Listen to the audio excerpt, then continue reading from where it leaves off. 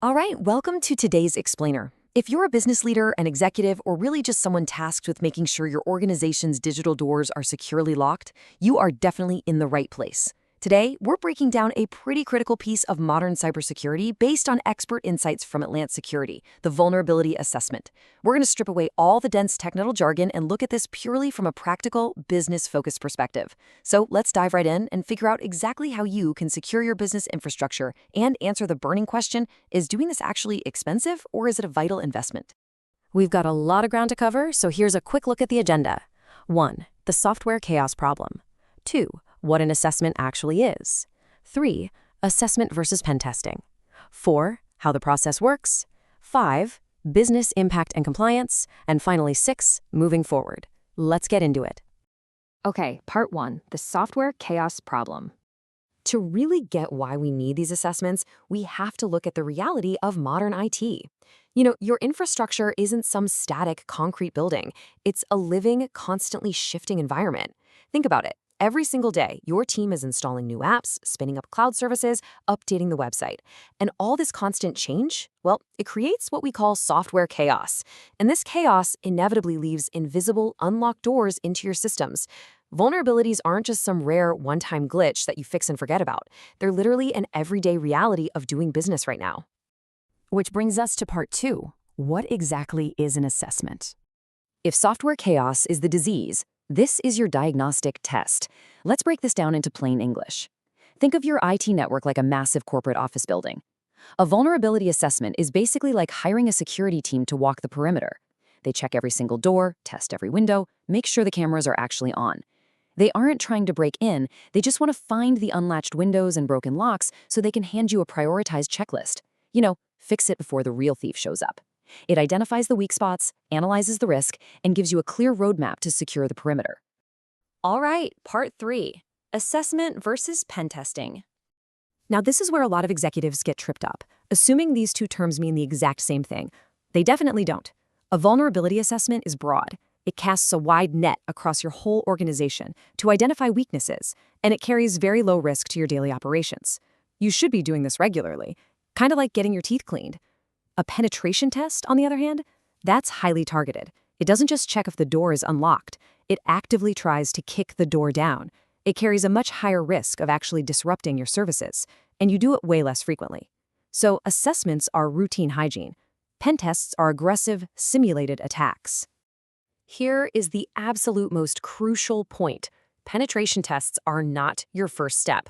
Actually, scratch that. They're basically your last step. Do not put the cart before the horse here. You really shouldn't be paying for a pen test until you spend at least a year doing regular vulnerability assessments and actually locking things down. Otherwise, you're just paying an expensive ethical hacker to point out a completely obvious open window that a cheap standard scan would have found it in 5 minutes. Moving to part 4, how the process actually works. So, if you greenlight one of these assessments, what should you actually expect?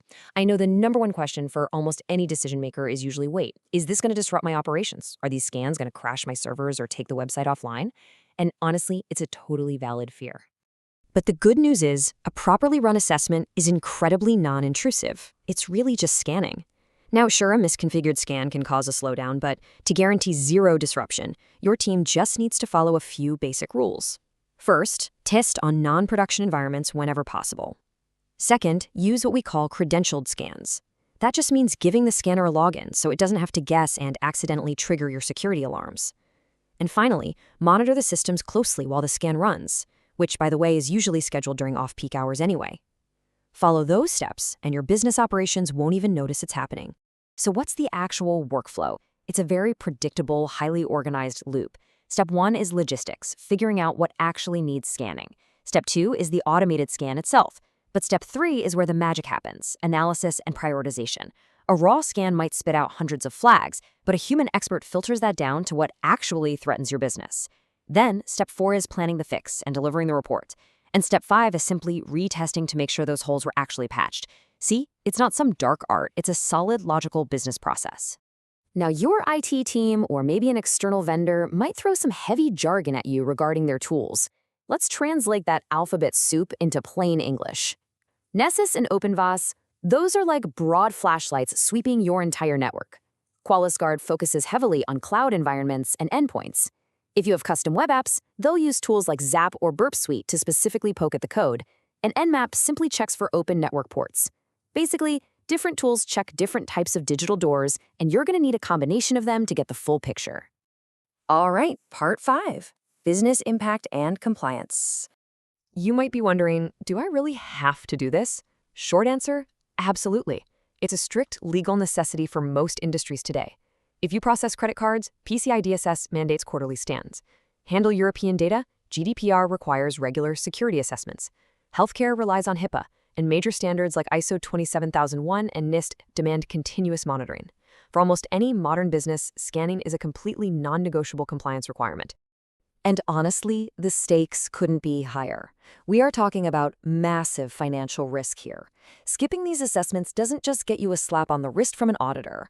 We're talking devastating regulatory fines, crippling lawsuits, and worst of all, a massive data breach that completely destroys your reputation and customer trust.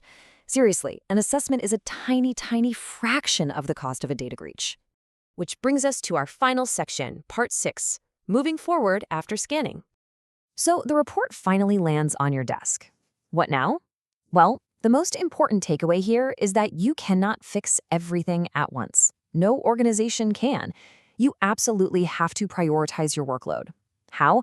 By looking at the age of the software, whether that specific system is exposed directly to the open internet, and most importantly, what kind of sensitive data lives on that asset.